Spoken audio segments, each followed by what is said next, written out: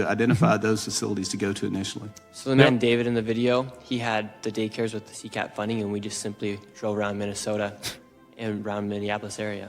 Took a lot of courage to do that, I would imagine. Probably more so now than what it was when you initially did it. Yeah. 100 million views, you said. More than that. Yes, over 140 million views on X alone. So what was Mr. David's background? How did you connect with him? Oh, my God. And how did he call you, or did you reach out?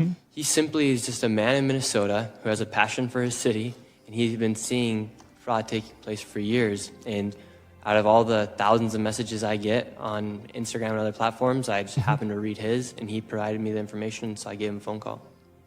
And then from there, just went to those different facilities. What was You just probably drove around. the most interesting thing as you were doing this? I think I saw the video. We watched it, and This is the part I there saw. was a number of facilities like in the same building. Yes. The healthcare was even in worse one than the building, there daycare. was, I believe The 3 daycare was like daycares, not even close and to there as was no bad as children, that. And they were all receiving CCAP funding for separate daycares. There's one daycare we Why went didn't the to FBI catch that this?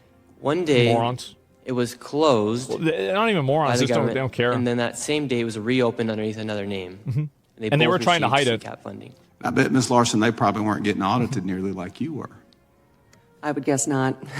So how many daycares are there in Minneapolis we think are fraudulent right now? Ms. Shirley, any idea? How many daycares are The there? amount of money total? You get any idea on that?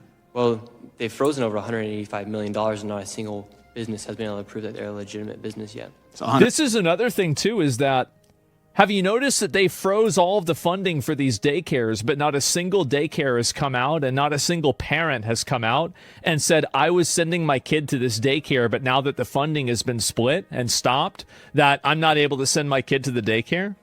Isn't that weird?